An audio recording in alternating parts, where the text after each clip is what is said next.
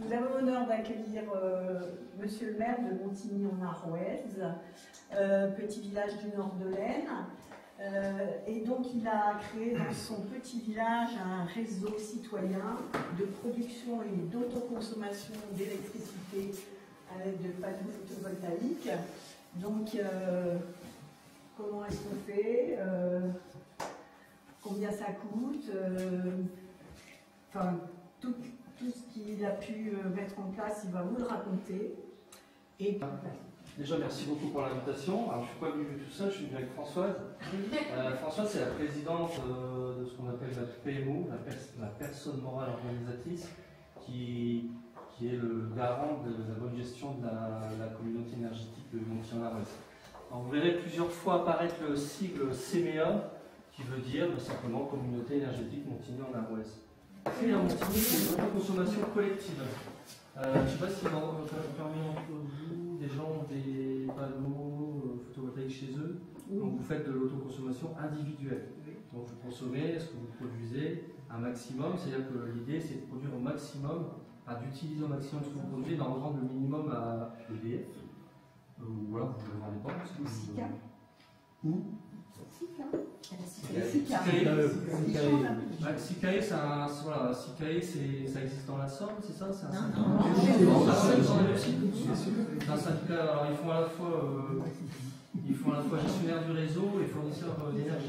Alors l'autoconsommation collective, c'est simple, on produit, on consomme au maximum. L'idée c'est d'avoir en général plus de 50% de sa consommation issue de sa production, ce qui est déjà pas mal.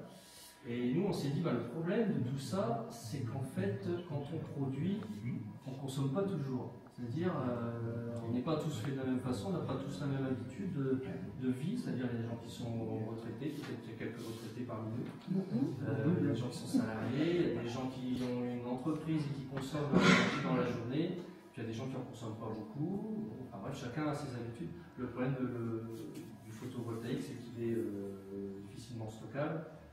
Et qu'il est, voilà, on sait très bien, on va avoir une grosse production dans les mois mai, juin, juillet, août, et puis on ne se chauffe pas. Ouais.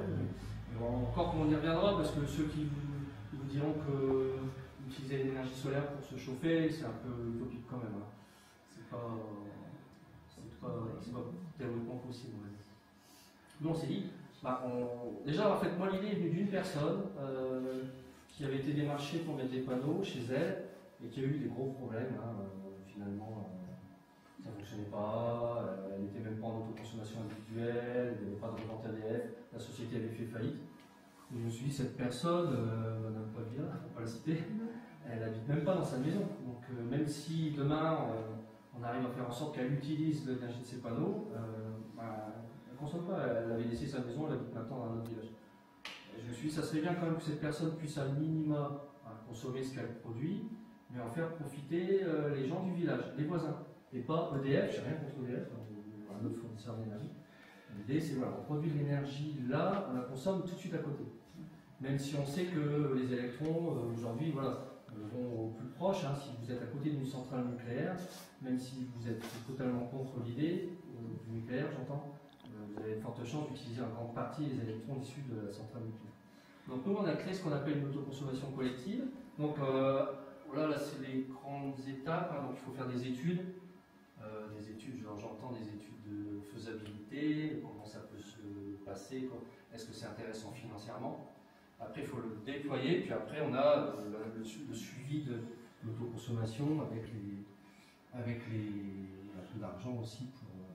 Alors vous voyez, bon, là c'est la société qui nous a fait, le bureau d'études qui nous a aidés, qui s'appelle Suine, qui est logé, on va dire, en Occitanie, à côté d'un village qui s'appelle Le Kellar, qui a initié. Est-ce que quelqu'un connaît Le Kellar?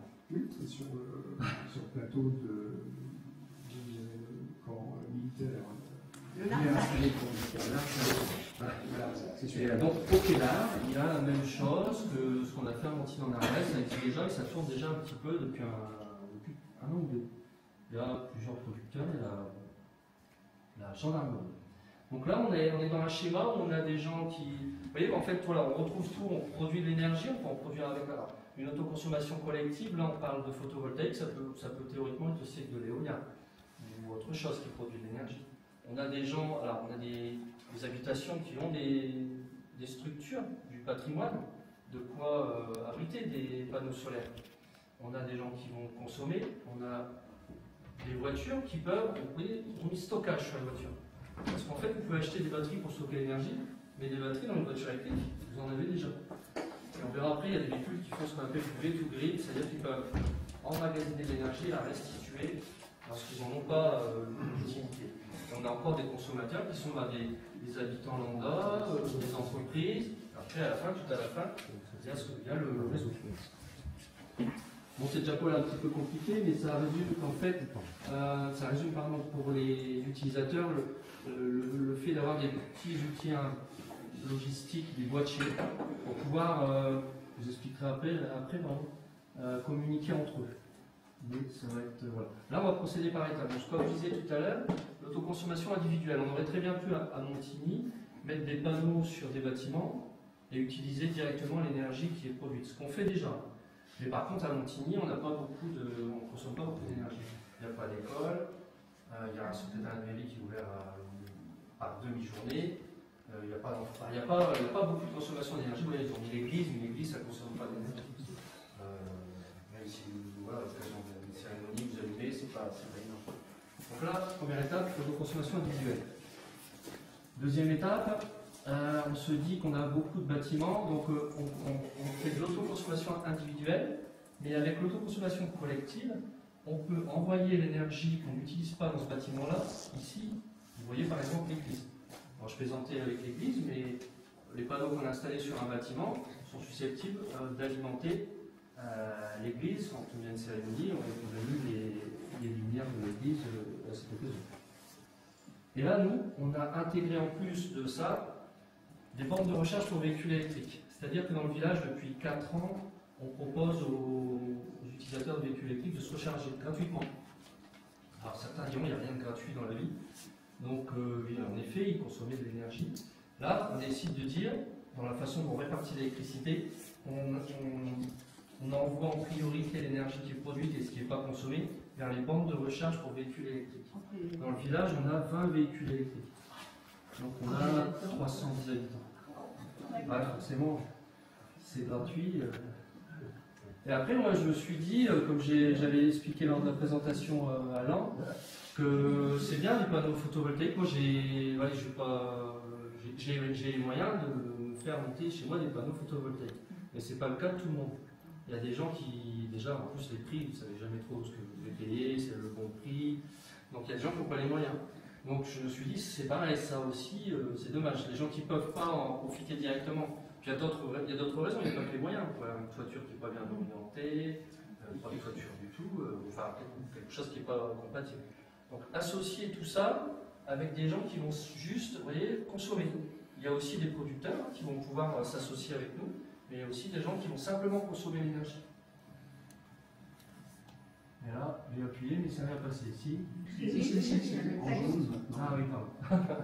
oui, là, en fait, le jaune fait voir qu'en fait, il y a des échanges dans notre système qui sont faits entre les producteurs, la mairie, les voitures électriques qui en profitent, et les gens qui vont consommer de l'énergie qui est injectée de la mairie, et des gens qui vont aussi consommer de l'énergie qui est produite par leurs voisins.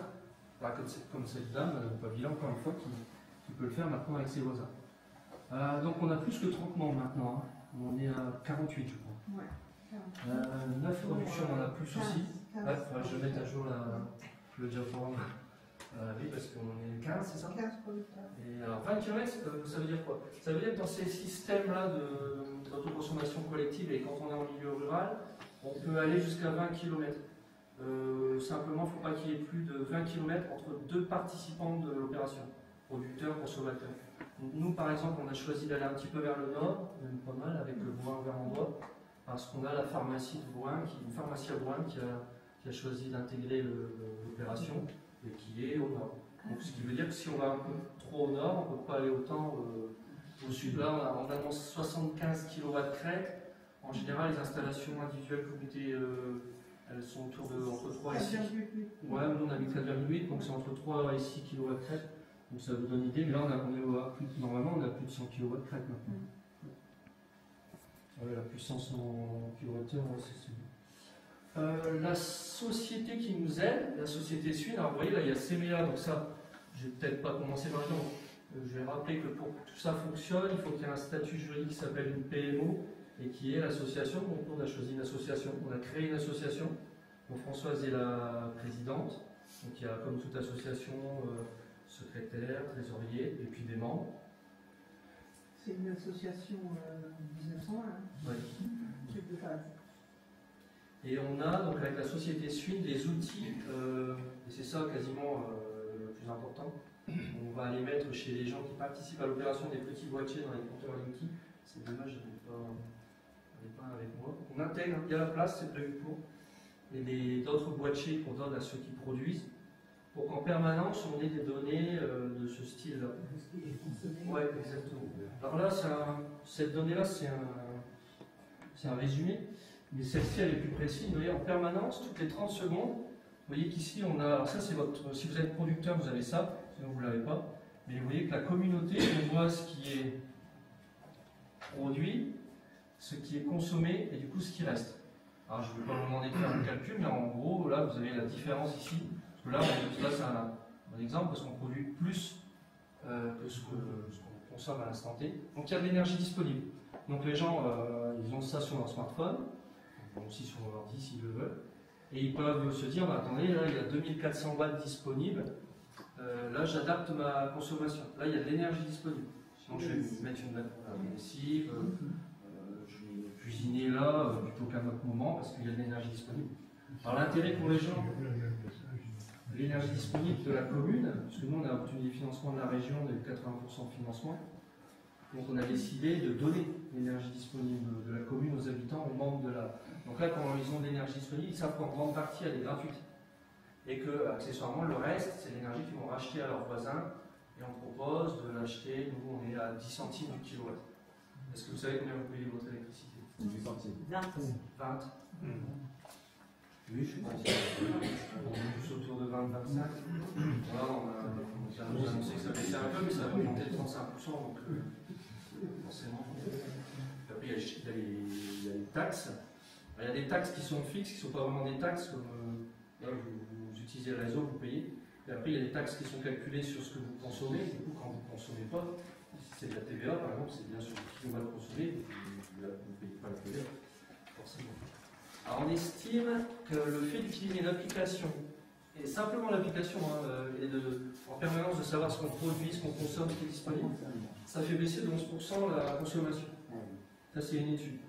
Alors, il y a ceux qui s'intéressent à ça, puis il y a les autres, mais quand on. Bon, je ne dis pas qu'on est addict à l'application, mais c'est un bon outil. Alors, EDF commercialise ça, c'est-à-dire que si vous allez sur votre application EDF ou un autre fournisseur, vous avez toutes les 15 minutes, je crois, ce que vous avez consommé. Mais vous ne l'avez pas le jour même, vous l'avez le lendemain. Donc, vous pouvez. C'est pas mal non plus. Mais vous savez le lendemain ce que vous avez consommé à midi. Moi, par exemple, un exemple très concret, à la mairie, parce que j'ai ça, du coup, cette application-là me permet de savoir chaque bâtiment de la commune, de quelle façon, voilà, ce qu'il consomme, ce qu'il produit, quand il produit. Et je me suis aperçu une fois qu'on avait laissé un petit radiateur soufflant en route, dans une salle. Donc, premier effet, on consommait, on avait personne dans la salle. Deuxième effet, le radiateur soufflant, il n'est pas du tout fait pour rester le week-end en marche. On aurait très bien pu avoir un gros problème électrique. Donc ça m'a permis. Alors les enfants, j'ai 3 enfants, ils oublient dans leur chambre d'éteindre leur radiateur. Je vois directement avec mon application s'il y a 1000 ou 2000 watts qui tournent. Voilà, il y a un radiateur qui reste allumé. Et puis, quand vous vous amusez vraiment plus que ça avec cette application, vous éteignez tous les appareils un par un et vous savez exactement ce qu'ils consomment. Vous êtes surpris des fois, alors les lampes, je ne sais pas ce que c'est. Mais on est surpris par la consommation de certains appareils. On dit toujours les appareils qu'on laisse en veille, etc. Les télés. Puis vous pouvez aussi trouver des appareils qui sont en défaut. Souvent des réfrigérateurs, des congélateurs qui consomment beaucoup plus que ce qui est prévu parce qu'ils ont un petit problème d'âge, un problème électrique, et voilà, aussi. Et du coup, on peut agir dessus. Là, quand on met 15%, c'est parce qu'on estime quand même la part récupérée d'autoconsommation sur votre facture à 15%. Donc, c'est-à-dire ce que vous soutirez de l'autoconsommation collective est estimé à 15% de votre consommation. Et ça varie. Parce qu'en fait, tout ça, c'est une question d'équilibre. Parce que dans notre système, vous avez des producteurs et des consommateurs. Il y a un volume de consommation, il y a un volume de production. L'idée, c'est d'équilibrer un peu les deux et dans le temps. C'est pour ça que l'idée aussi, c'est d'aller chercher des producteurs autres que des particuliers. Donc là, on a une pharmacie. Peut-être que demain, on aura un lycée. Un gros lycée à Rouen, qui lui, du coup, l'avantage du lycée, c'est que il y a les vacances scolaires. Donc eux, ils vont avoir besoin de leur énergie le reste du temps parce que les élèves sont là. Et pour les vacances scolaires, ça va être beaucoup moins, mais ils vont continuer à produire. Et donc si on arrive à tomber d'accord, à nous revendre leur énergie à 10 centimes du kilowatt pendant les vacances scolaires, mais aussi le reste du temps. Donc voilà, je n'ai pas pris là, mais ouais, le boîtier dont on parle, c'est celui-ci. Qu'on vient intégrer dans le Linky. Si vous vous amusez à ouvrir votre Linky chez vous, alors j'ai oublié de préciser, pour que tout ça fonctionne, il faut un compteur Linky, enfin un compteur commun. Si vous n'avez pas un compteur Linky, ça ne peut pas fonctionner. Puis bon, vous voyez, ça c'est nos bandes de recharge. Alors elles sont en bois, elles sont fabriquées dans les Hauts-de-France, puisqu'on fabrique des recharges dans les Hauts-de-France, c'est l'entreprise aussi en ville de Glace. Alors la conclusion, la première conclusion, forcément pour les usagers, c'est de faire des économies. Parce que moi, si j'ai fait ça, en soi c'est pareil, on ne regarde pas tous les mois ce qu'on économise, parce que l'idée pour nous c'était de produire de l'électricité au niveau local et de la consommer au niveau local. Mais pour convaincre les gens, et puis c'est un peu normal, c'est d'effectuer des économies sur les factures. Alors voilà, c'est pour ça qu'on l'a mis dans ce sens-là. Nous on aurait plutôt mis ça. Hein. C'est comme ça. Faut être réaliste. Peut-être que vous, mais j'ai l'impression, vous auriez mis la transition. Bon, après, quand vous mettez les deux, forcément, voilà. La sobriété, c'est un outil qui est commercialisé. Là. Nous, pour la commune, on a valorisé notre patrimoine. Pourquoi? Parce que toutes les toitures de la commune sont équipées de panneaux solaires. Les objectifs, on les a atteints. La précarité énergétique, oui, également. L'artificialisation, oui, parce qu'on n'a pas été chercher, comme certains le font parfois, les sols pour installer des panneaux. Et puis les administrer, comme on a eu 80% de financement, on a pu faire profiter gratuitement du surplus d'énergie de la commune. Les gens choisissent dans le village d'adhérer ou pas, bien sûr, à la communauté. Et on a 120 foyers, et on a combien donc d'adhérents en tout, producteurs et consommateurs? Il y a 15 producteurs et une quarantaine de consommateurs. À peine la moitié. Hein. Alors en fait, financièrement, les gens, on a réussi à faire financer les boîtiers qui sont gratuits pour les gens, l'abonnement, parce qu'on a répondu à des appels à projets, ils ont financé. Oui, on a réussi à financer ça pour une année. Ouais. Bon, après, on sollicite, parce que le village de Montigny, je n'ai pas de photo du village, est entouré d'éoliennes. On est vraiment entouré. Je ne sais pas si vous pensez des éoliennes, c'est pas l'endroit.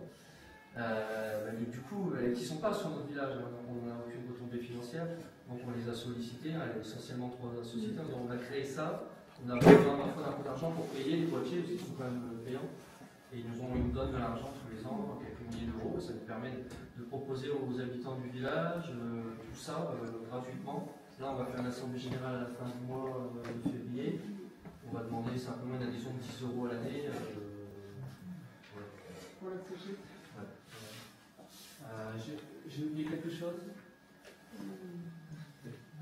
Oui, Christophe, ça crée du lien aussi entre les... Oui, tout à fait. Voilà, ça crée du lien. Oui, c'est un peu ce qu'on dit souvent avec François, ça permet des gens qui... Parce que dans les villages, en ville, je ne sais pas, j'ai jamais vu tant. Mais je pense que c'est dommage quand on communique de moins en moins entre voisins, tout ça. Et là, en effet, on fait des réunions, les gens sont dans la même organisation, il y a des petites questions. Parce que on a eu un coup de chance avec ce système. Au départ, quand vous êtes là-dedans, vous ne pouvez pas revendre votre énergie à EDF. C'est-à-dire que vous la revendez entre vous la consommez, et puis s'il en reste, ça va peut-être accessoirement un peu dans le réseau, mais c'est pas revendu. Vous pouvez pas. Alors quand on a commencé ça, la loi a changé. Donc les gens, en fait, produisent, consomment, revendent à leurs voisins, et en dernier lieu, s'il en reste un petit peu, ça peut être vendu à EDF. Et il en reste, parce que même si on est quelques... Ouais, en fait, l'été, on va produire beaucoup, on ne va pas consommer, donc l'été, il en reste. La commune, c'est pareil, on a eu 80% de financement, on n'a pas pu revendre EDF, parce qu'on n'avait pas le droit, et on revend à ce qu'on appelle un agrégateur, qui rachète l'énergie pas très cher, mais ce qui fait que la commune revend quand même de l'énergie, rien gaspillé, rien de jeté.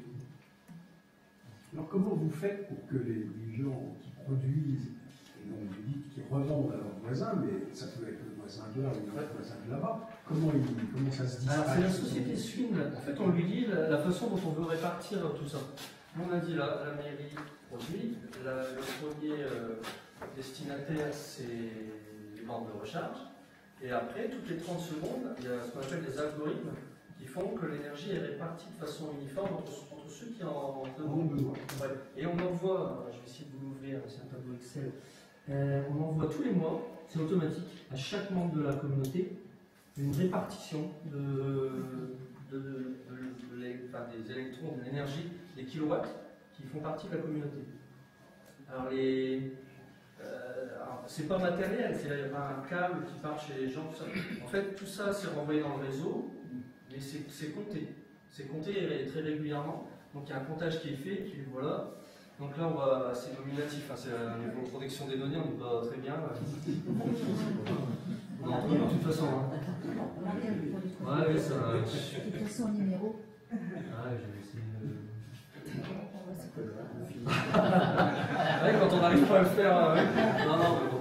Alors, vous voyez, par exemple, vous avez la commune de Montigny-en-Oise avec ce qu'on appelle les PRM, ou ce qu'on appelle aussi les points de livraison, les PDL. Voilà. Donc, vous voyez, par exemple, je vais vous donner, c'est pas dans l'ordre, il y a la mairie, il y a la poste, il y a le logement communal, il y a les casiers automatiques, il y a la salle des fêtes. Donc, essentiellement, c'est ces deux-là en fait, qui produisent, parce que vous voyez, il y a de la production. Et donc, après, on a le surplus donc, qui existe et qui est alors, soit envoyé dans la communauté, soit revendu. Alors, ils n'ont pas mis l'EDF, mais nous, on revend à l'agrégateur. Et vous avez la liste. Je sais rien, j'ai oublié, c'est pour ça que je voyais rien. Tout à l'heure, c'est l'ordinateur, il est complètement. Moi, je m'en bien si tu peux aller à droite. Ah ouais. Ça va mieux, hein.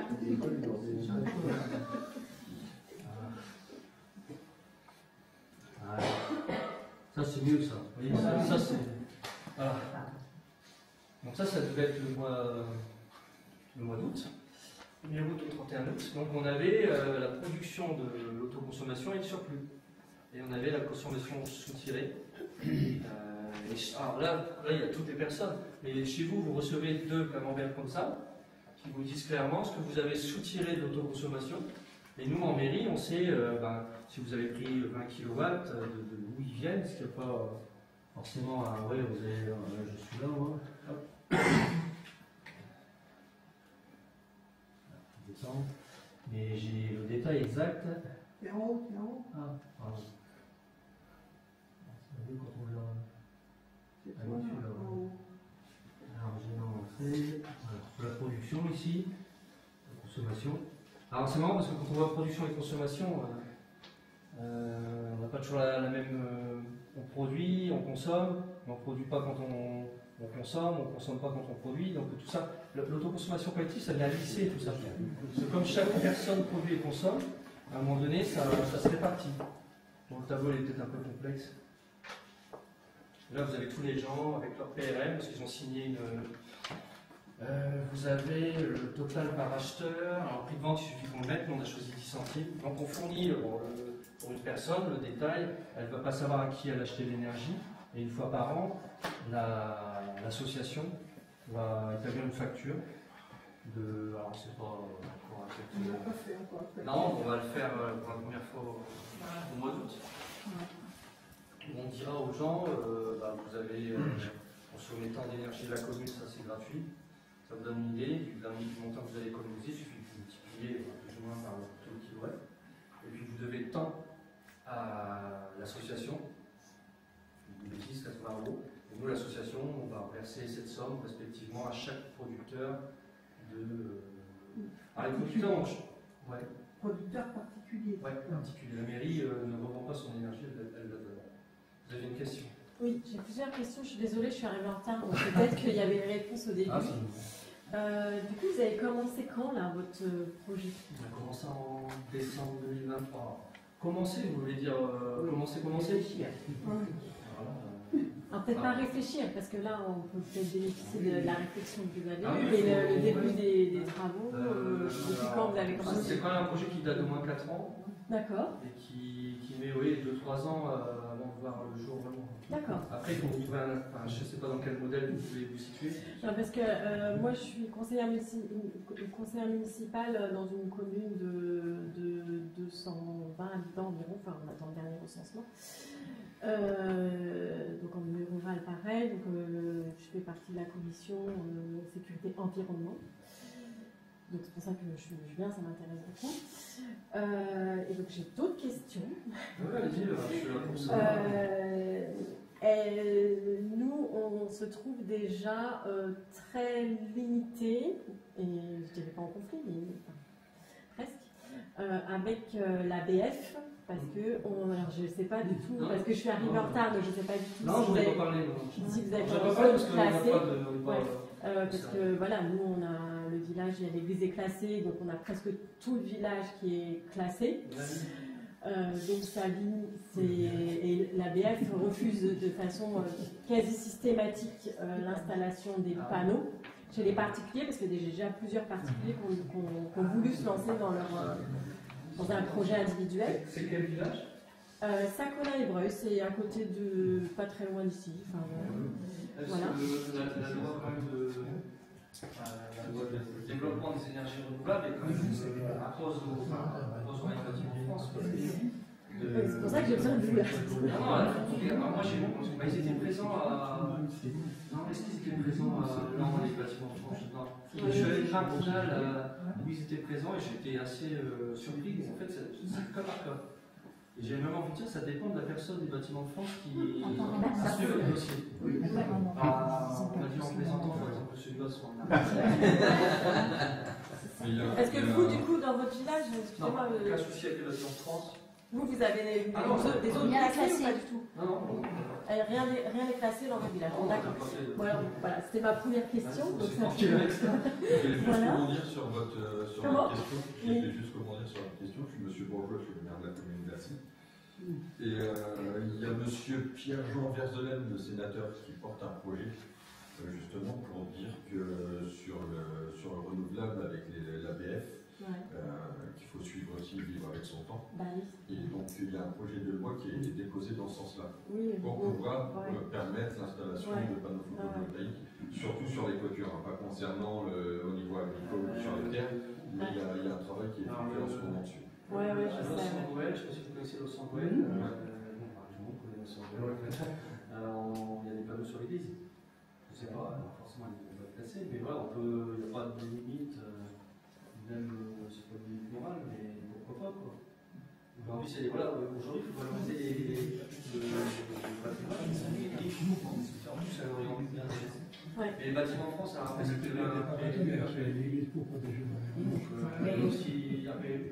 il y a des règles parfois dans le PLU. Mais là, honnêtement, j'ai quand même l'impression que les règles veulent faire avancer les choses et que l'idée c'est d'en mettre dans le bon sens. Qui vous a monté? Alors nous, on a choisi une entreprise locale, parce que. Et puis du coup, alors, la question qu'on peut se poser, c'est quel intérêt pour les particuliers comme nous? Moi, j'avais déjà l'installation depuis 14 ans. Quel intérêt pour les particuliers de revendre de l'électricité 10 centimes quand a priori, on pourrait la revendre à 13 centimes à l'EDF. Alors le premier intérêt, c'est qu'on a mutualisé l'achat des panneaux. C'est-à-dire qu'on a eu des devis, des filles en toute concurrence. Et puis le sentiment d'être dans un terrain sûr, de ne pas aller se faire arnaquer par je ne sais quel monteur de panneaux solaires. Ça rend confiance et du coup, on y va. Puis mutualisé, on a forcément des tarifs. On a des retours sur investissement estimés à 6-7 ans. Alors que parfois, il y a des projets, si vous les étudiez bien chez les gens, c'est de refaire à 30 ans, c'est des escroqueries, c'est le temps d'échanger. Moi, j'en ai depuis 14 ans, fait, les prix des panneaux solaires, ils suivent les aides. C'est-à-dire que les aides augmentent, les prix augmentent. Parce que voilà, le monsieur qui vous les installe, c'est une malhonnête, en plus, enfin, il y a des malhonnêtes, c'est comment. Il va vous dire, de toute façon, je peux vous station honnêtement de 3 kg, vous devez payer ça entre 6 000 et 8 000 TTC. C'est honnête. Si vous la payez 20 000 ou 30 000, c'est honnête. Vous n'avez pas donné le nom Agriwatt, peut-être? Non, non, c'est Rouen, c'est Rouen. Rouen solaire. Rouen. Rouen, R-O-H-A-N-T. C'est qui fait du solaire depuis 16 ans, qui est installé à Saint-Quentin, qui perd des couvreurs, c'est pratique aussi. J'ai envie de dire qu'on est un installateur qui est aussi qui fait la couverture. Il y a plusieurs critères, hein. C'est l'exposition, la pente, la qualité du toit, et aussi, en fait, l'idée de ces autoconsommations collectives, c'est pas de mettre des panneaux partout. La mairie, on en a mis beaucoup parce qu'on savait qu'on allait avoir beaucoup de consommateurs. Et si chez vous, vous mettez des panneaux, c'est inutile d'en mettre 10 kilos quand vous avez des factures de 300 € d'électricité. Il faut adapter. En fait, c'est une petite installation. Et l'avantage qu'on a aussi, c'est qu'elles ne sont pas toutes orientées de la même façon. Vous en mettez une chez vous, vous allez produire fort en traite l'après-midi. Alors que là, vous en avez, on n'en a pas au nord, hein, chez les gens. On en a sud, sud-ouest, ouest, enfin, je ne sais pas exactement. Ils ne sont pas orientés de la même façon. Et l'avantage qu'on peut avoir aussi à aller chercher des installations un petit peu plus éloignées, c'est que pourquoi pas, à un moment donné, on peut avoir des nuages à Bohain. Il y a souvent des nuages à Bohain.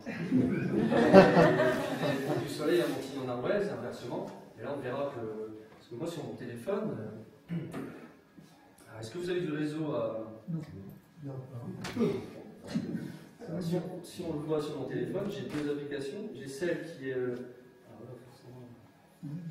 Si j'étais très fort, je vous mettrais mon téléphone sur le vidéoprojecteur. Je ne sais pas du tout comment faire. Donc vous voyez, bon là il fait noir. Et on voit ici ce que je produis, ce que je consomme, et ici ce qui part dans le réseau. Et moi j'ai accès à toutes les installations, on va dire, pour lesquelles on m'a donné l'autorisation. J'ai par exemple la pharmacie de Bohain, que je peux vous faire voir. Je ne sais pas si vous voyez bien. Là forcément il fait noir, mais elle a besoin de 4530 watts actuellement, qu'elle va chercher uniquement dans le réseau. Lorsque elle produit beaucoup parce qu'elle a installé 26 kg, j'ai du soleil qui arrive là, et puis parfois j'en ai qui repart dans le réseau. En fait, c'est pas dans le réseau vraiment, c'est pour nous. Hein. C'est parce qu'on lui achète son énergie, encore que c'est pas tout à fait finalisé. On attend encore. Parce que là, il y a des délais. Hein. Et là, comme c'est une entreprise, ça. Les délais avec Enedis, pour que ça fonctionne, il faut que vous signiez une convention avec Enedis. Une convention d'autoconsommation collective. Donc, qui vous autorise à accéder aux données d'Enedis. Vous pouvez faire une autoconsommation collective avec Enedis seulement. C'est-à-dire vous signez la convention, vous leur dites grosso modo comment vous voulez répartir l'électricité, mais c'est beaucoup moins précis que ça. Ils vont vous faire une répartition toutes les 15 minutes, alors que nous on a fait toutes les 30 secondes. Ça paraît pas, hein, mais entre 30 minutes et entre 30 secondes et 15 minutes, il peut se passer plein de choses. Déjà, le soleil, puis votre façon de consommer. Hein. On a quand même 20 voitures électriques, donc déjà 3 qui se chargent. Donc on a un point de charge avec 2 bornes, enfin plutôt une borne avec 2 points de charge. On a une autre borne, on a 2 bornes donc 22 kg, une borne 11 kg, et on a installé à ce moment-là une borne bidirectionnelle qui permet, donc si le véhicule, on arrive à le régler, donc on a un véhicule électrique communal qui va permettre le jour de se recharger avec le soleil et la nuit de restituer une partie de son autonomie dans notre communauté. C'est ce qu'on appelle alors c'est de l'anglais, en français ça donne quoi? C'est le grid. En français, Du coup, en anglais, vous avez dit dans les deux sens, oui. Parce qu'il y a 3 systèmes, il y a du V2H, V2S. En fait, les voitures, une voiture, à votre avis, la plupart du temps, elle fait quoi? Elle roule? Non, elle est stationnée. 85% du temps, votre voiture est stationnée. Et si on allait plus loin en France, on ira pas, je trouve. Les voitures électriques, elles sont stationnées. On a utilisé, on les avait mettre des batteries pour acheter un fichier ventilé, etc. Donc on devrait utiliser les batteries des véhicules qui sont stationnées. Alors évidemment, vous allez me dire, ah oui, mais qu'est-ce qui m'arrive quand j'ai plus l'autonomie dans mon Donc tout ça, ça se règle. Vous avez une voiture, je suis venu en voiture électrique à 400 km d'autonomie, mais vous avez besoin par jour de faire 10 km. Au pire, vous vous dites j'ai besoin d'en faire un peu plus. Bah, vous réservez la moitié de votre autonomie, 200 km à réinjecter dans le réseau, dans votre maison, hein, pourquoi pas si vous voulez le faire chez vous aussi. Hein. La nouvelle Renault 5, je ne fais pas de publicité pour Renault, hein, mais la borne, la borne qui alimente la voiture, elle est intelligente et elle s'adapte au réseau. C'est-à-dire que votre voiture, vous la branchez et elle va plus se recharger quand il y aura moins de tension sur le réseau. Et ça, ils vous promettent des tarifs préférentiels. C'est-à-dire qu'en gros, je ne sais pas si je suis clair, hein, vous me dites si je suis clair. En gros, si le réseau est tendu, vous payez l'électricité différemment. Enfin, en gros, il adapte la charge de votre voiture. Les gens ne se battent pas pour recharger, ils vont Ah, c'est mon si, tour. on a souvent des gens. Non,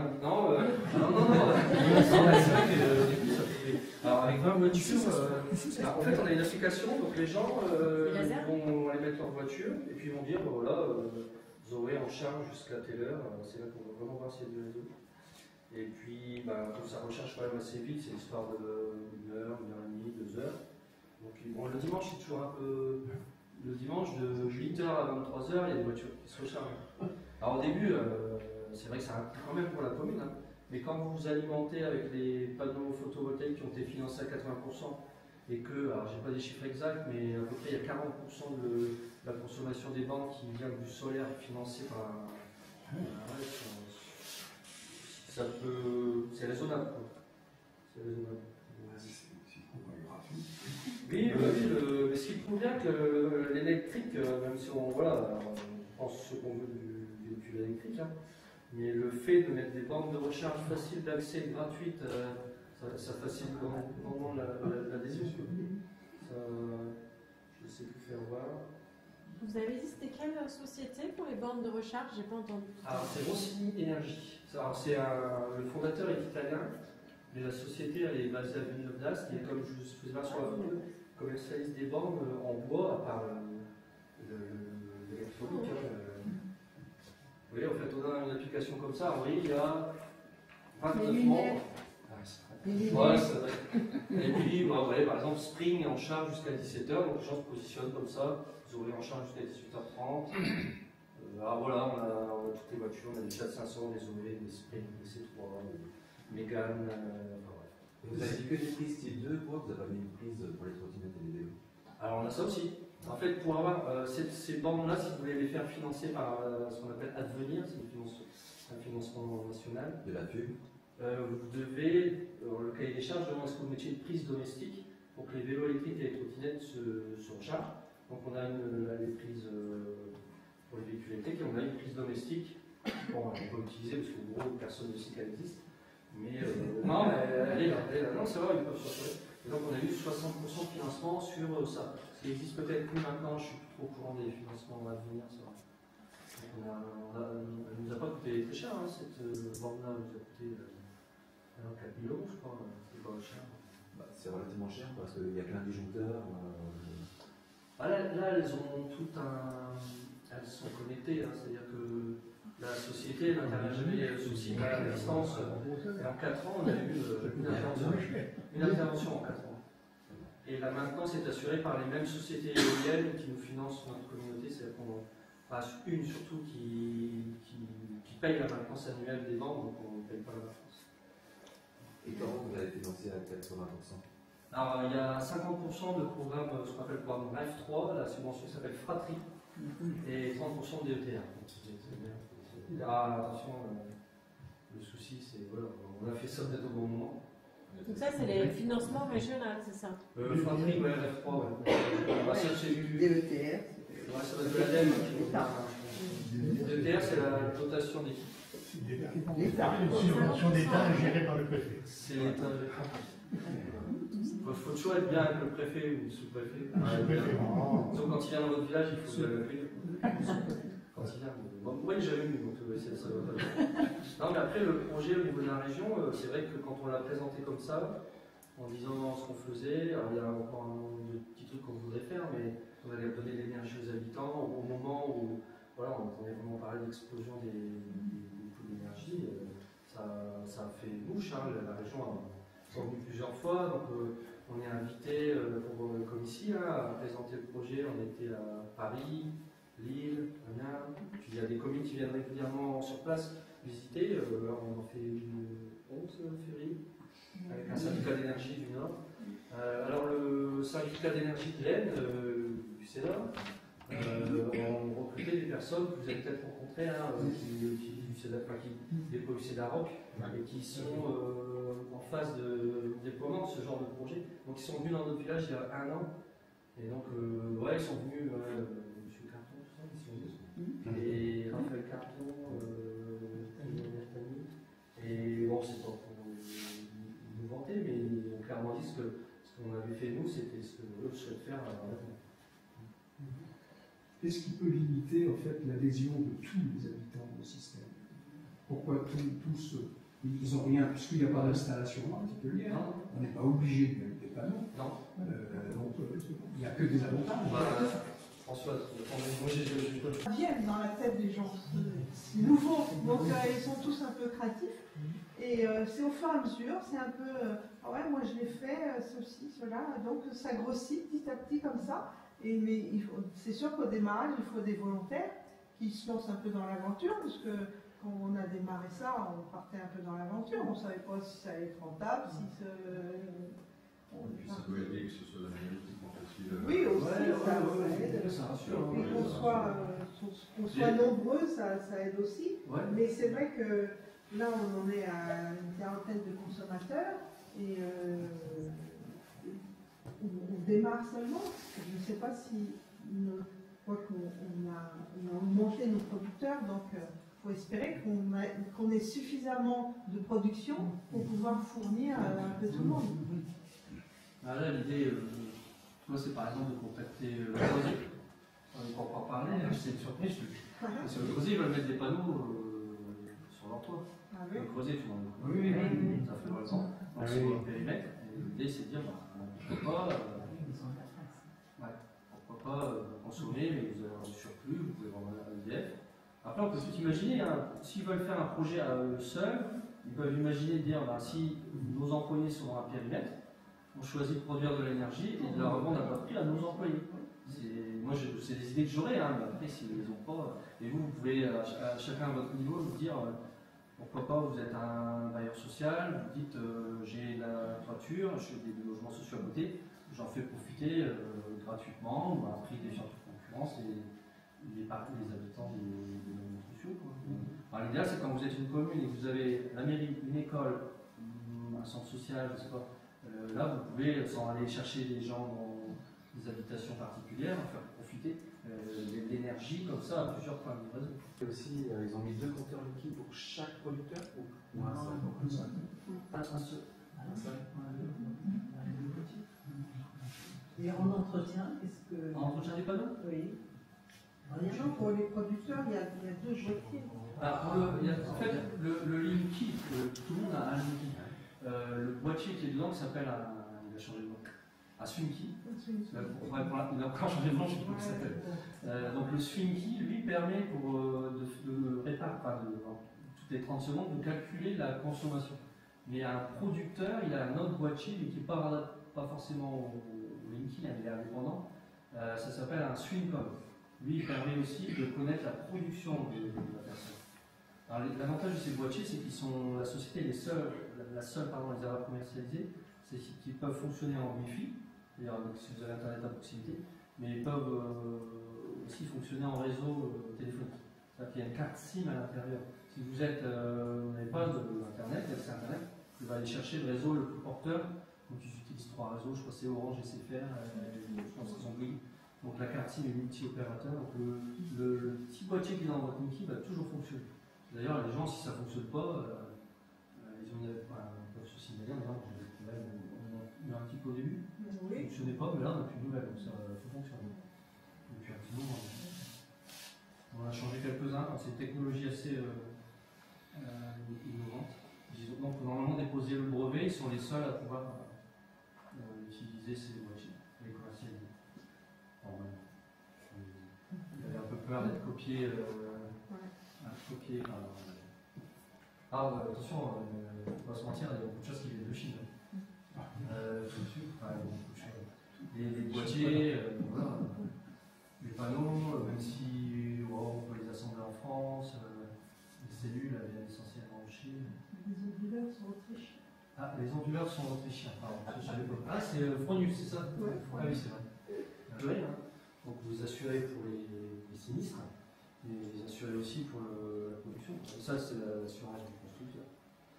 Non, entretien, c'est pareil, quand vous mutualisez et que vous êtes ensemble, vous avez le même installateur, il vous en a déjà parlé, si à un moment donné il y a un entretien à faire, un démoussage, des choses comme ça, alors, au lieu de faire appel à une société qui va vous demander tant une autre, etc., il va venir et puis passer maison par maison, pas encore, mais peut-être que dans 5 ou 6 ans, on aura un prix beaucoup.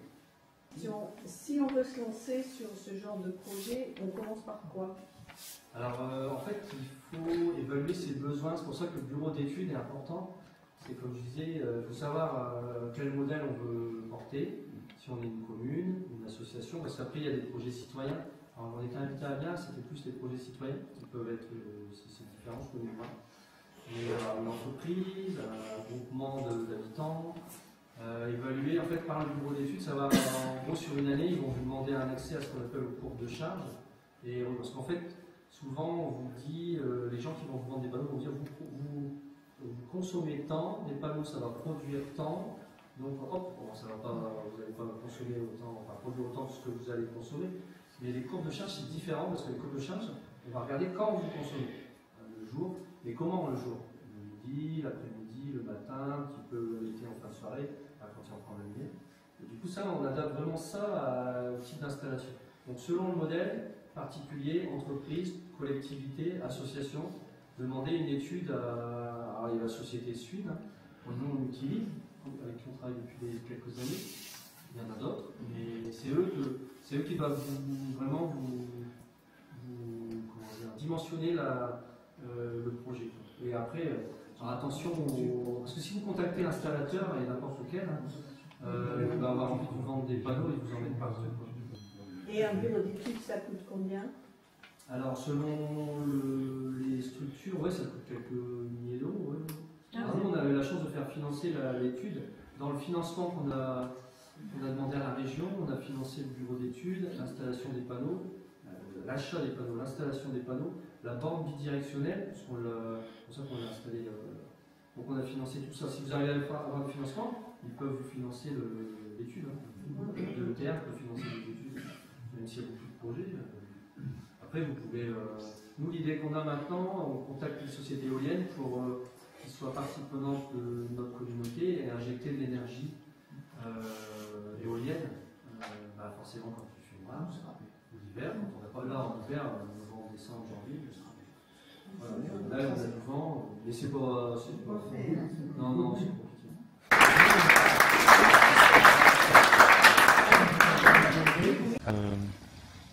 Une borne avec 2 points de charge, donc 22 kW à droite et à gauche. Dans l'Aisne en général c'est sur le domaine public, c'est l'UCEDA qui a la compétence et qui installe des bornes. Parce que le domaine public c'est ici. Donc en fait, comme on est sur une parcelle communale qui n'est pas sur le domaine public, on peut faire ce qu'on veut, enfin la commune peut faire ce qu'on veut, ce qu'elle veut. Donc elle a créé un point de livraison là-bas qu'on voit, c'est un petit compteur, creuser une tranchée, aménager un espace et installer des bornes qui sont fabriquées dans les Hauts-de-France, qui sont en bois, vous voyez. Je n'ai pas menti, ce que j'ai annoncé la dernière fois. Vous voulez qu'on s'approche ou pas? Oui, comme ça vous allez brancher la voiture.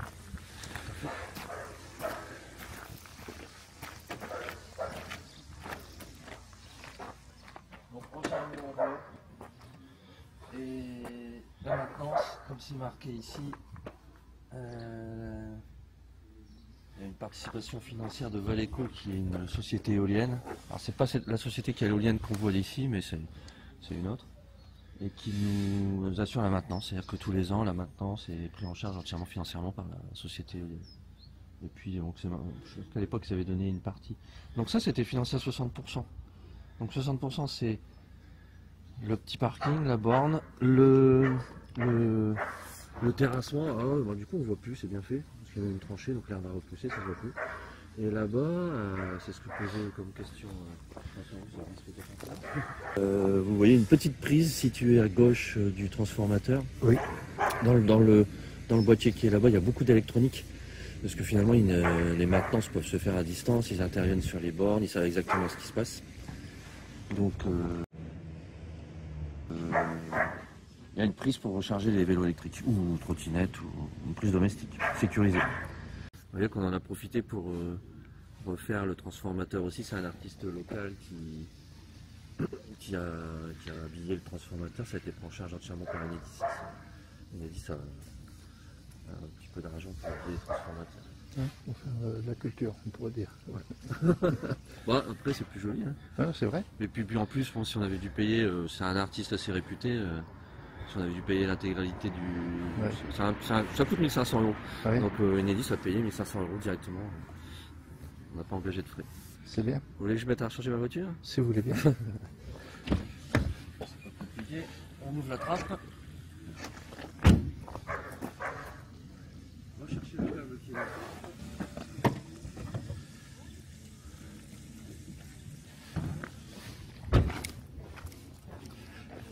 On ouvre la trappe, c'est là.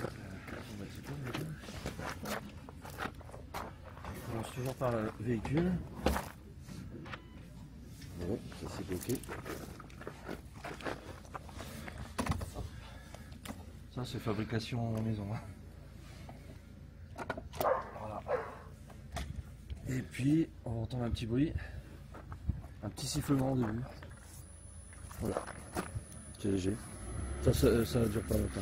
Et là j'en ai pour... De toute façon en fait l'application me dit pour combien de temps j'en ai. Là vous voyez ma voiture a 56 km d'autonomie. Si je fais ça. Donc là ma voiture elle est en charge, il y a 23%. Et il me dit qu'il y a 1h55 de charge restante si mes yeux ne me trahissent pas. C'est ça? Bon, de toute façon ce que je dois faire aussi c'est aller sur une application où je vais signaler que ma voiture est en charge. Pour la bonne organisation des... Donc je vais sur un petit groupe qui s'appelle Voiture électrique à Montigny, qui est ici. Et donc je mets Zoé. Alors évidemment comme j'ai pas mes lunettes, j'ai écrit n'importe quoi. Zoé en charge, je vais dire il est 11h jusqu'à 13h. Ça suffira largement pour qu'elle soit entièrement rechargée, puisque c'est des 22 kW. Voilà. Et là, tous les utilisateurs, donc il y a 29 membres, viennent d'être informés que ma Zoé est en charge jusqu'à 13h. Donc il y a encore une place. Oui. Et puis on peut aller voir là-bas, il y a encore une autre borne avec une autre place, si éventuellement les deux sont prises. Nous allons y aller. Ouais. Je disais lundi, en fait, ils sont pas tous orientés de la même façon, les panneaux. Oui. On a là déjà une partie. Là, il y a... Je ne saurais pas dire exactement la puissance répartie, mais en tout, il y a 40 kW de crête. La meilleure orientation, c'est plein sud. Alors justement, finalement, il n'y a pas de meilleure orientation. Quand vous êtes orienté plein sud, oui, vous produisez, mais vous produisez toujours en même temps. Oui. Vous voyez, par exemple, cette installation-là, celle-là, sont orientées de la même façon. Par contre, là, on ne la verra pas, mais derrière, côté salle des fêtes, là, donc on n'a pas la même orientation. Là, vous produisez le matin, et là, vous produisez un peu plus le soir. Ce qui fait qu'au lieu d'avoir un pic après-midi, on a production le matin, l'après-midi, puis un petit peu en soirée. Bon, l'été, essentiellement, quand il fait plus de soleil. Mais là, par exemple, là, ça produit pas mal. Là. Oui. Donc là, on a une troisième borne, ou une deuxième, c'est parce que c'est un autre point de charge. Alors lui, il est directement relié aux installations photovoltaïques. Donc vous en avez une ici. Alors là, comme vous ne pourrez pas la voir parce qu'il faudrait aller chez le voisin. Oui. Côté salle des fêtes, là, toute la toiture est en panneau. Donc c'est une borne qui est plus lente, celle-là. Celle-là, elle va développer du 7 kW, 7, 11. Là-bas, c'est 22 kW. Ouais, donc c'est pour ça que finalement, une Zoé qui fait 40 en 2 heures, c'est rechargé. Il y a aussi des charges rapides comme sur autoroute, ça existe aussi? Ouais, ça existe. Alors ça a 50, 150, je crois 350 kW. La voiture qui accepte ça. Là, le fond. Jean-Pierre, toi, tu as une charge rapide hein, sur ta voiture. Hein. Une charge rapide hein, sur ta Mégane. Tu peux mettre jusqu'à combien? 150. Ouais. Il a jusqu'à combien? 350, non? Oui, 350 et ils sont en prévision éventuellement, je pense, aller jusqu'à 450. Ah, c'est super chargeur ça. Mm. Et là vous avez une borne bidirectionnelle.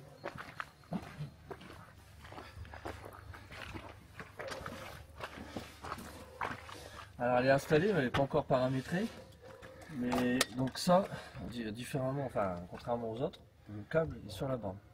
Donc là on va aller sur la voiture électrique.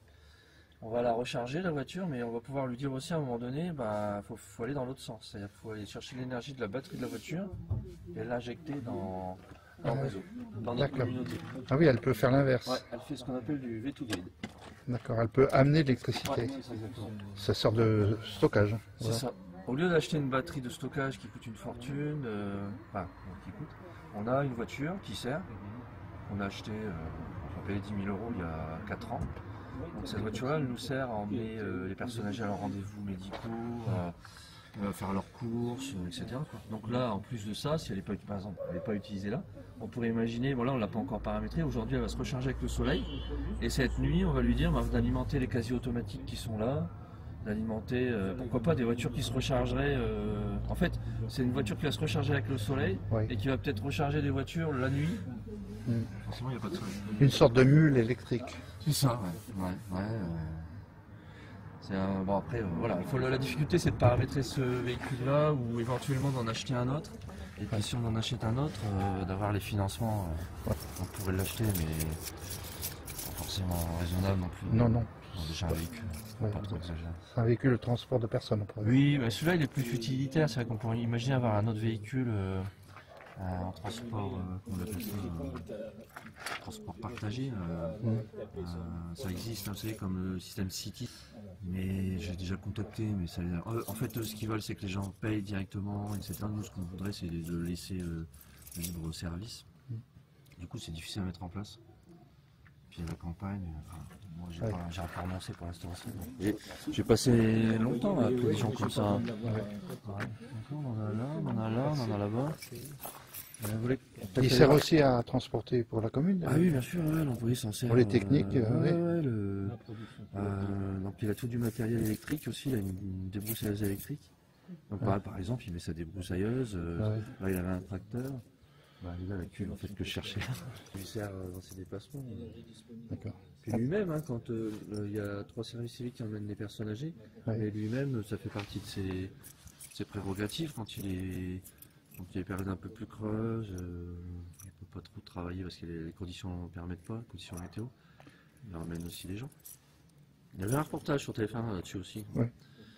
Parce qu'on n'a rien inventé du transport à la demande. Les gens, donc c'est pareil, ils vont sur une autre application. Enfin, quand ils sont équipés aussi, on nous appelle la mairie, on appelle ça time free. Alors, en français, temps libre. Ça doit être ça. Donc là, voilà, time free. C'est pas temps libre. Sur un calendrier, donc là on a 3 onglets, on a la voiture, la salle des fêtes, le calendrier personnel. Donc quand on va sur voiture, on voit si je vois pas très bien, bon, ça c'est les occupations, elles sont toutes reprises normalement. Il faut que je vois ça. Donc c'est Brice qui l'a utilisé, parce que c'est l'employé. On connaît l'utilisateur aussi, oui. Table Frénois. Oui, on voit qui. Oui. Il y a des commentaires en fait. Déchetterie, ça c'est pour lui. Rendez-vous 11h15, Chantal, toilettage de son chien. Ouais. On voit le détail. Ouais. Vraiment dans le détail. Et alors par contre on se positionne dessus, on sait qui. Voilà, par exemple Jean-Pierre a donc précisé qu'il ne pouvait pas. Donc il y a quelqu'un d'autre qui s'en est occupé. Voilà. Les deux choses avec ça, c'est que vous avez de l'autoconsommation individuelle. Donc c'est tous les panneaux qui sont ici sont sur le même point de livraison qui est là-bas. Oui. Donc automatiquement, quand on a besoin d'énergie ici, elle est consommée sur place.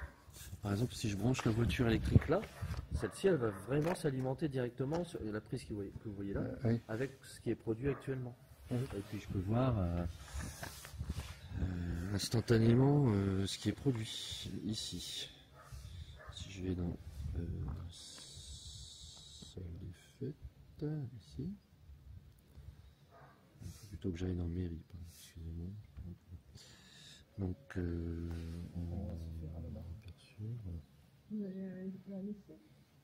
donc là, voilà, j'ai 6850 watts, j'en utilise 4800, donc je pense qu'on a laissé le chauffage. Route. Ouais, en fait, les données, celle-ci, c'est pas comme on a 3 installations photovoltaïques et 2 onduleurs. C'est ça qui est fiable en fait, c'est ce que j'ai. Vous voyez, j'ai pas d'énergie consommée, mais j'ai un pic de production ici. Donc là, forcément, depuis qu'il y a du soleil, et je peux voir à quelle heure. Donc depuis, attendez, ici, voilà, on a eu de la production, puis on n'a pas de consommation. Donc là, ce qui est produit, comme ça n'est pas consommé par le matériel, les installations de la commune, c'est injecté dans l'autoconsommation collective, donc ça profite aux habitants du village. Ah oui, donc comme c'est pas consommé, les habitants peuvent se servir. C'est ça, ouais. Alors ils savent qu'il y a de l'énergie disponible avec l'application, ils savent qu'il y a de la production, bon, en plus ils voient qu'il y a du soleil, parce qu'ils ont une application qui leur dit, c'est une autre application, c'est celle-ci, tout le monde l'a, celle-là. Voilà. Bon là, il y a quelques watts disponibles, mais en théorie, voilà, on produit 34 000 watts, on en consomme, et ça se met à jour régulièrement, on en consomme 55 000. Donc là, il ne devrait pas y avoir d'énergie disponible. Mais bon, ça veut dire quand même que sur les 55 000 qui sont consommés, on en a 34 000 qui proviennent de notre production photovoltaïque. Les autres, ils viennent de chez des particuliers? Aussi, ouais. Donc là, c'est le cumul de tout. Le cumul de la commune et des particuliers. Alors les particuliers produisent et ça bénéficie à leurs voisins ou... Voilà, ils le revendent à 10 centimes du kilowatt. C'est-à-dire la moitié du prix. Ouais. Bon, après, il y a le TURP, mais que vous payez quand même aussi quand vous utilisez l'électricité. C'est le tarif d'utilisation du réseau public électrique. En fait, c'est Enedis, quoi. Ouais, ou RTE. Ouais. Donc ça, ouais, mais ça finalement, il y a d'autres taxes, hein. Il y a de la TVA sur le kilowatt. Mais en fait, on sait que si on ne consomme pas l'énergie aussi... Il y a l'abonnement aussi. L'abonnement, ouais. Ouais, ça du coup, il y a beaucoup... On essaie de conseiller les gens avec ça parce que souvent, ils n'ont pas toujours le compteur adapté. Ils n'ont pas toujours l'idée des heures creuses, heures pleines. Quand vous profitez de ça, il faut revoir un petit peu la façon de consommer. En ce moment, il faut plutôt mettre sa machine à laver. Là, tout de suite, oui. Plutôt que ce soir, à la tombée de la nuit. Tout à fait. Ah oui, oui. Là, quand il y a de l'énergie disponible, aujourd'hui, c'est une belle journée. Vous avez bien fait de venir aujourd'hui. C'était pas le cas cette semaine. Je l'ai presque choisi. Françoise Delamini, je suis la présidente de la communauté énergétique de Montigny-en-Arrouet. Dans la communauté. Il y a 13 producteurs particuliers. Ben ça va, ça progresse bien. Ouais, oui. On est content. Qui existe depuis?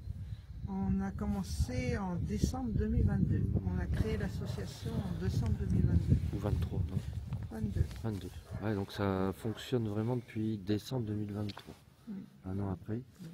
Et la plupart des consommateurs, j'ai vu, c'était le 11 août. On a récupéré, 11 août. Les consommateurs, c'est au mois d'août. Ouais. Donc là, j'ai des gens qui m'ont demandé, tu sais, combien est récupéré avec les tableaux fournis dernièrement, je peux leur dire. Et je l'ai dit à Edith, je voulais savoir combien elle a récupéré de la commune et combien des autres, au kilowatt près, quoi. Ouais. On arrive à savoir vraiment la personne qui consomme, au watt près, de où ça vient, par mois. Donc si ça vient, alors c'est amusant, si ça vient de son voisin qui produit, de moi, mais essentiellement c'est la commune. Hein. Je vais dire une idée, au mois d'août, sur 15 jours du mois d'août, il y avait 70% c'était de la commune. Hein. Oui. Parce que les autres, nous, on utilise quand même pas mal ce qu'on ils sont autoconsommateurs. C'est ça, voilà. On est tous autoconsommateurs. Oui, puis en plus c'est le surplus qui est donné. C'est notre surplus qui est revendu à nos voisins. Et s'il y a encore du surplus, c'est directement, vous voyez, c'est le réseau qui rachète. Donc on n'a pas de Il n'y a pas de perte. Et là, il s'agit de photovoltaïque, il ne s'agit pas de panneaux solaires. Non. C'est-à-dire c'est la lumière. Ouais, ce qu'on appelle les panneaux solaires, parfois c'est plutôt c'est parce que vous parliez de chaleur la dernière fois. Ouais, il y en a qui sont capables de générer de la chaleur directement. Ouais. Vous voyez pour les chauffe-eau. Parce qu'un chauffe-eau électrique, vous avez deux solutions. Toi, tu as un thermodynamique. Mais les chauffe-eau, vous avez deux solutions. Soit vous les alimentez, pourquoi pas, par des panneaux photovoltaïques en électricité. Soit les panneaux, alors on dit solaire, mais il y a un autre nom. Oui, c'est un autre nom. On avait fait une formation là-dessus. Et donc ils produisent directement la chaleur pour chauffer l'eau Ouais. du... C'est-à-dire que là, s'il n'y avait pas de soleil, s'il y avait de la lumière simplement, la lumière suffit à produire l'électricité? Ouais, beaucoup Par moins exemple, quand même un ciel nuageux, par exemple. Ouais, on produit quand même beaucoup moins qu'avec du soleil. Hein. Là, on est au taquet, là, il y a un beau soleil, Ouais. mais un ciel nuageux produit quand même beaucoup Des moins. fois, en pleine lune, on produit Ouais. rien du tout, mais on produit un petit peu. Ah ouais, en pleine lune, il y a une légère production? Même avec un voile de nuages, on produit Ouais, aussi. ouais. Ah oui. Alors ça, ce sont les onduleurs. Ouais, donc le courant photovoltaïque, enfin la production photovoltaïque, c'est du courant continu.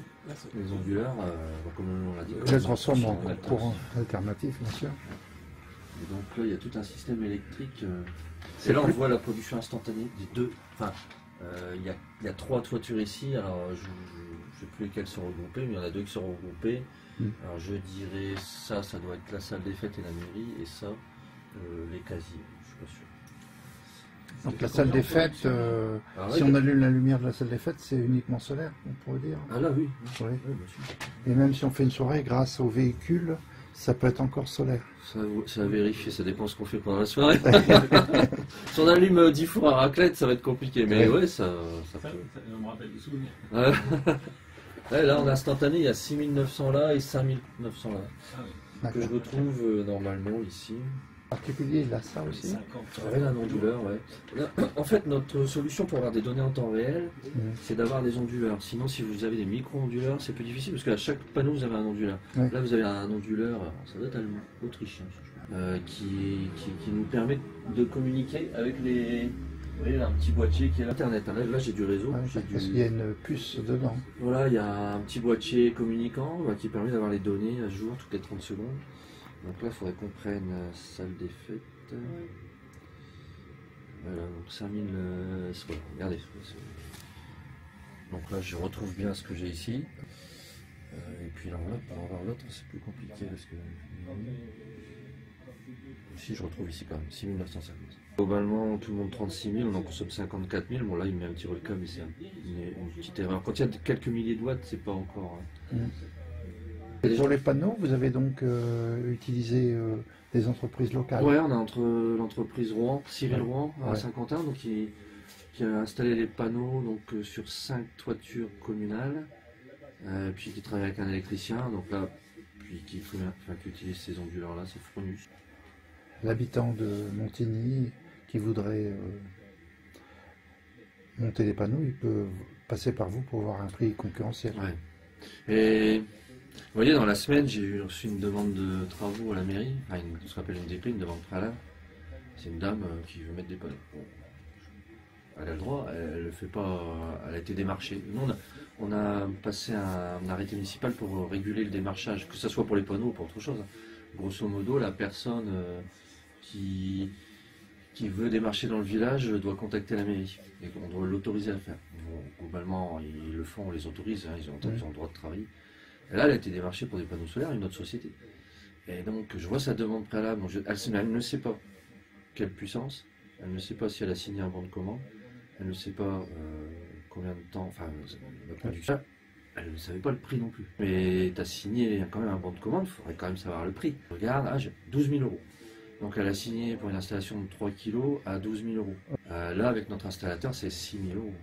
Donc je lui dis, après, elle fait ce qu'elle veut. Mais à partir de là, vous aviez un chiffre, quelqu'un qui paye 20 000 euros des panneaux solaires, c'est trop? Ah, ça dépend de la puissance, mais 20 000 euros. Oui, là hier, ici, on a fait les vœux, on a vu des gens qui avaient une installation de 9 kg pour 30 000 euros. Moi, j'ai mis une installation de 4,8 kg pour 12 000 euros. Globalement, l'onduleur, c'est le même. Mais voilà, 9 kg, ça vaut pas 30 000 euros. Un procès, parce que finalement, ce qu'on leur a annoncé, ça a l'air être inexact. Ils produisent pas ça. Voilà, ils sont pas du tout contents. Parce qu'on leur promet 50% d'économie. Là, moi, j'ai fait à peu près 40% d'économie. Ouais, c'est très optimiste, 50. Ouais, et même l'hiver. Donc ça, c'est faux. Même si vous êtes au chauffage électrique l'hiver, vous ne produirez pas assez pour... non, bien sûr. Tout ça, c'est faux. La durée du jour, tout simplement. Ouais, et puis voilà. L'ensoleillement aussi. Les deux. Et puis non, on ne chauffe pas une maison avec des panneaux photovoltaïques. Même avec une pompe à chaleur. Parce que naturellement, entre novembre et février, la production elle n'est pas suffisante. Non. Vous pouvez mettre autant de panneaux. Mais ça fait une économie quand même. Oui, quand même. Bah, surtout une journée comme aujourd'hui. Elles sont pas, cette année, elles n'ont pas été très nombreuses. Ensoleillé, froid, sec. Oui. Non. Non, là, on a eu des années particulièrement humides, hein, Ouais, surtout avec beaucoup de pluie. 2024, ouais. Ouais. Et par contre, quelqu'un qui amortit, ben là, c'est les amortissements sur 30 ans à ce prix-là. Ah, c'est de la folie. C'est de la folie. Il y a quelqu'un dans le village, pareil, la même société. 1000 € pour 3 kilos. 20 000 €. Il est tout seul. En fait, il ne consomme pas beaucoup d'électricité. Et donc, j'ai fait venir quand même notre installateur qui a dit non, moi, je ne fais pas de devis. Il faut quelque chose de réalisable. Ouais. Vous voyez, là, voilà, il a un pic de consommation l'hiver, peut-être un petit, voilà. Ouais. Donc à un moment donné où il ne va pas produire, Ouais. mais tout au long de l'année, il consomme très peu. Quelqu'un qui a une pompe à chaleur, quelqu'un qui consomme régulièrement dans l'année, un petit peu quoi. Quelqu'un qui ne consomme pas, et là il lui a dit, c'est pas intéressant. C'est bien de le dire parce que tous les démarcheurs ne le font pas. Ah ben là, le démarcheur, lui, il est là, enfin ces sociétés-là pour vendre des panneaux, il va vous trouver. Même là, il avait fait des schémas chez quelqu'un qui avait des chiens assis sur son tour. Ouais. 2. Alors c'est possible, hein, mais ça veut dire qu'il en mettait 2 là, 3 là, 2 là. Des ombres, hein, parce qu'il y a toujours des ombres avec les chiens assis. Et nous, notre installateur a dit non, avec 2 chiens assis sur une toiture comme ça, même plein sud, on met pas de panneaux. Parce que c'est pas jouable. Il le fait pas. Donc il faut faire attention avant de commander les panneaux solaires. Ah oui, conseil non, que là, vous donnez. Moi j'arrive pas à expliquer comment les gens, quelqu'un vient chez eux, alors que pour d'autres choses, ça passerait pas. On viendrait leur vendre des voitures à domicile, le monsieur il n'y arriverait pas. Là, pour les panneaux. Et ils sont moins connaisseurs, disons. Ouais. Ah, ils ont une façon de. Alors par contre, si je m'aperçois que le prix est raisonnable et que tout est bien fait, là par exemple pour cette personne à 12 000 €, l'orientation est bonne, hein, elle est bien, sud-ouest. Et puis elle en met pas non plus beaucoup, parce que ces gens-là ont tendance à en vouloir en mettre beaucoup en disant plus vous en mettez, plus vous produisez. Mais il faut mettre en parallèle ce que vous consommez. Si vous êtes seul ou à deux. Et puis la revente ne paye pas la... Non. Alors revendre l'électricité à EDF à peut-être aujourd'hui 12 centimes quand vous la payez 20, 22, 23 centimes, il vaut mieux la consommer, l'auto-consommer. Donc il ne faut pas chercher à mettre beaucoup de panneaux pour revendre. Puis bon, ouais. Non, c'est des conseils que vous pourriez donner à des particuliers. Bah oui, parce que après les gens, je sais pas ce qu'ils s'imaginent. Est-ce qu'on a on n'a aucun lien avec la société, on s'entend très bien avec eux, on trouve qu'ils font. Ouais, mais vous n'avez pas d'action dans la société. Ouais, exactement. Oui. Non, c'est juste. Après, ça ventile un peu de temps. Après, si on trouve des entreprises, voilà, on n'interdit pas les gens d'aller ailleurs, mais c'est étonnant, des gens du village, avec le nombre de réunions qu'on a fait, on a fait 8, il y a des gens qui ont assisté à aucune réunion et qui, au premier commercial qui passe, se lancent là-dedans. Vous proposez avec vos sociétés locales, c'est forcément moins cher que n'importe quel démarcheur, puisque vous avez un prix groupé. Lui, si dans le village, il installe les nouveaux, comme il l'a fait dernièrement, il a installé 3 toitures. Donc il a commandé, alors il y a eu une cinquantaine de panneaux. Nous, on a installé 106 panneaux. Donc quand on a installé la commune, on a aussi installé des particuliers. Il a dû faire une commande, voilà, 200 panneaux photovoltaïques. Donc le prix, a forcément baissé. Et puis il a un prix qui est naturellement faible et il adapte son devis en disant voilà, il sait que la communauté l'a fait travailler beaucoup. Et du coup, je pense qu'il adapte son devis en disant voilà, on est dans un groupe, je sais que voilà, commercialement c'est intéressant pour moi. Voilà, il va faire un effort, certainement. Moi, je ne sais pas combien il facture ailleurs, ça ne me regarde pas. Non, mais et ailleurs, c'est quand même beaucoup C'est moins raisonnable, cher. on est sur des retours sur investissement. Moi, je l'ai estimé à entre 6 et 7 ans, voire moins peut-être, parce que forcément, ça dépend aussi du coût de l'énergie. Là, elle a tendance à baisser un petit peu, mais si par un curieux hasard, elle viendrait à augmenter. L'année prochaine, on parle des réglementations. Pour le moment, nous avons une subvention des centrales nucléaires. Ça va être mis en cause dans un an, ça. Ouais, parce que là, ce qui marche, c'est que justement, elles marchent, les centrales. Pendant un moment, il y en avait 2-3 qui étaient au ralenti. Là, ça fonctionne. Après, il va y avoir de l'entretien. Ça demande beaucoup d'entretien. Donc, est-ce que ça se transmet sur le coût de l'électricité au kilowatt ou sur des taxes? Un peu les deux, peut-être.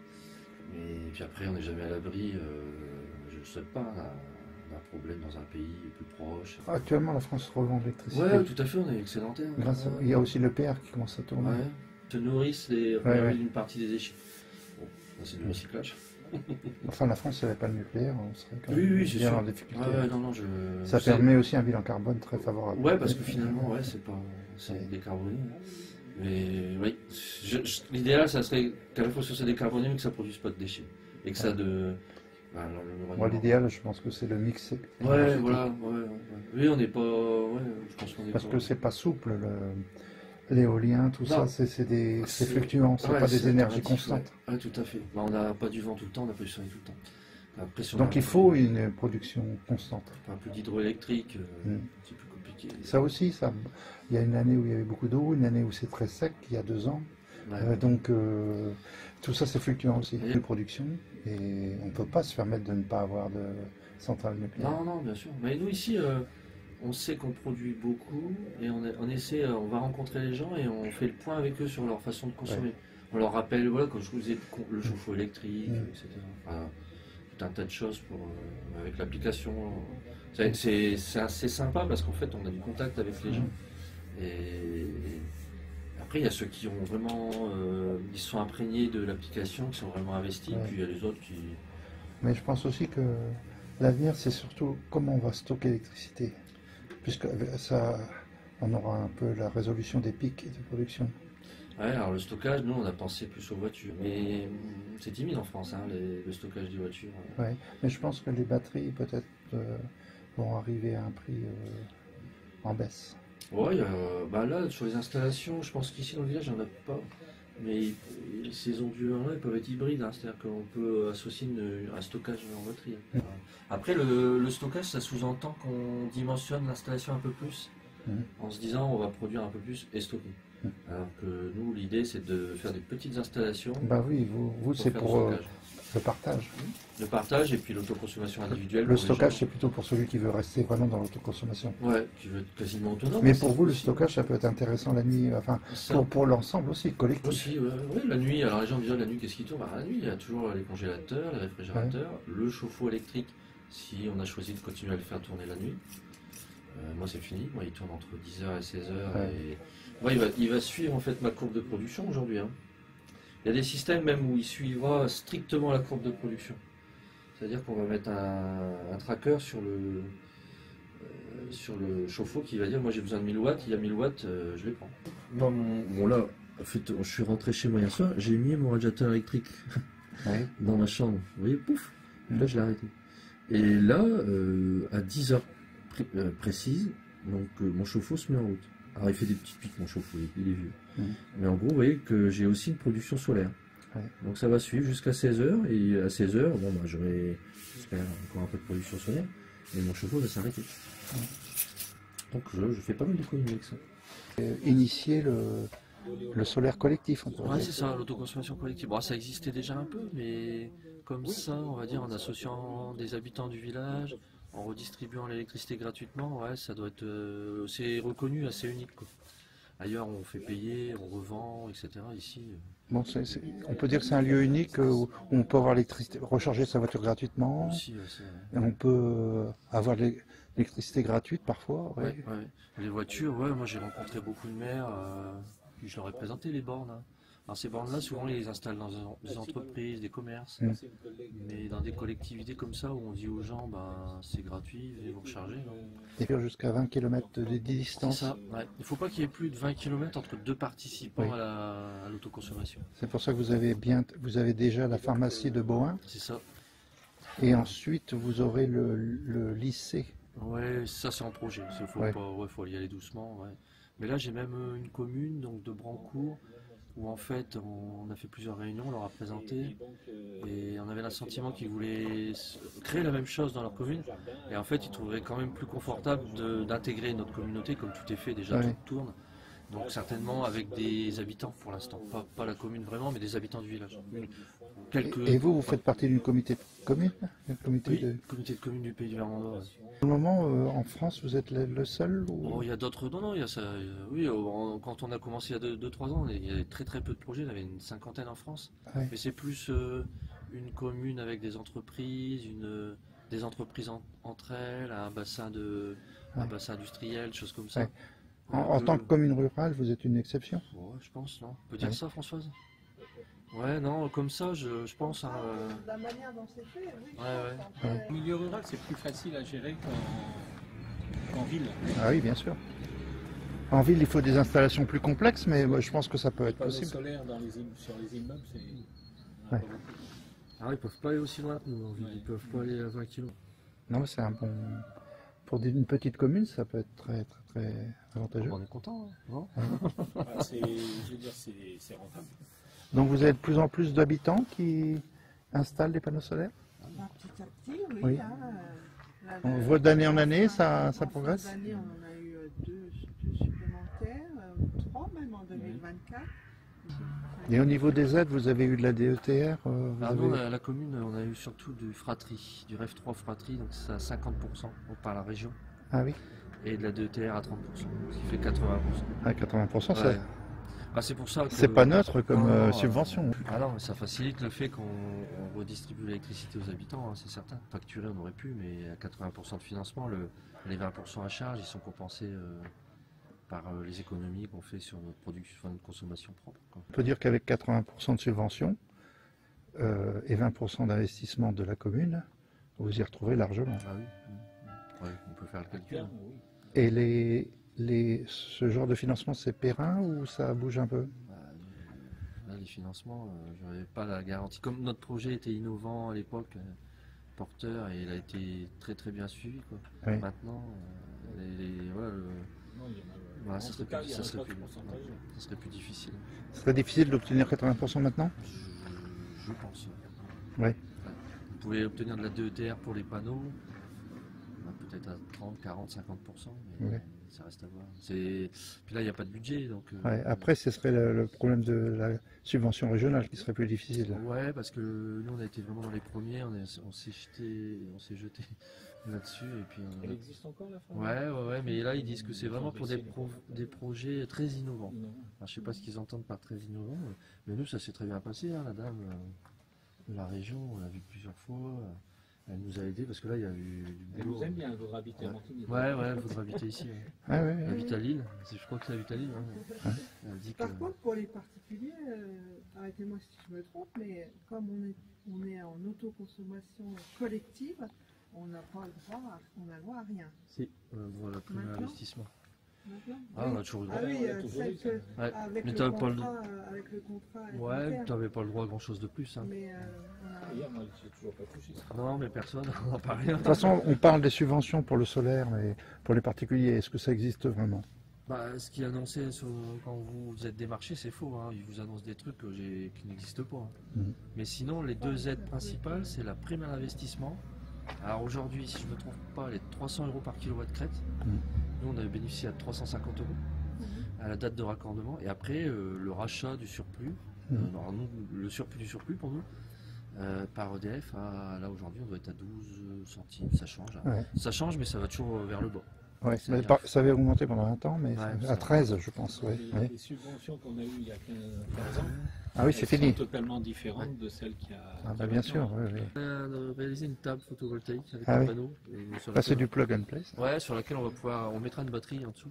Les gens pourront charger leur tablette, téléphone, ordinateur. Souvent, les gens me demandent à quoi ça va servir. Et ça, c'est le projet. Alors, le futur projet, c'est. Oh, c'est pas grand-chose, hein, mais c'est parce qu'il faut faire la table. Jean-Pierre, il va faire la table en bois. Oui. Et on a un jeune d'un centre social à côté qui nous a fait tous les plans pour réaliser ça. Donc, un panneau qu'on a récupéré, que l'installateur nous avait laissé en démonstration. Ouais, c'est un comme ça. Et qui va servir de stockage permanent. C'est-à-dire qu'on va le mettre dans cette pièce-là qui est très lumineuse, où on va le sortir quand il y a du soleil. Et la batterie va se recharger, ce qui fait que même quand il n'y a plus de soleil, on pourra recharger son téléphone, sa tablette, ou même si on utilise la table, un ordinateur, on se branche, quoi. Et si elle est dehors, on peut imaginer qu'on ne peut pas la prêter à une association qui voudrait organiser quelque chose autour de ça. Ouais. Grand merci pour votre accueil et pour vos explications. Après, je vais faire un petit topo avec madame. Là, il y a le carport qui a été monté aussi par Monsieur Lecomte, le premier adjoint. Vous voyez. Et lui, c'est encore des panneaux encore plus récents, parce que c'est des bifaces. Oui. Le dessous est blanc. Et oui. avec. C'est un carrefour qui a été monté par le premier adjoint. Et puis là, c'est l'agence postale, donc il y en a des deux côtés du toit. De ce côté-là et sur L'agence postale communale qui permet aussi de bénéficier à la communauté d'électricité. Oui, l'électricité gratuite de la commune. Ouais. Oui, mais dans le fond, l'agence communale, postale communale, elle est alimentée directement par ce panneau-là. Oui, elle a son propre point de livraison, elle autoconsomme et ensuite le surplus est mis pour la communauté énergétique. Ouais. Le surplus, c'est pour les habitants, pour tout le monde. Voilà, pour les habitants, tout le monde. Bravo. C'est à monsieur le maire qu'il faut dire ça. Oui. Enfin, vous êtes aussi participante de... Oui, bien sûr, et il faut aussi des bénévoles pour pouvoir faire tourner. C'est surtout la personne morale organisatrice que je suis en tant que présidente qui permet, par rapport à Enedis et compagnie, il faut une personne morale organisatrice. Oui, il faut un correspondant. Un correspondant. Ou une correspondante. Voilà, Enfin. c'est ça. Donc, en tant que présidente de la communauté, je suis cette personne. Bravo. Merci.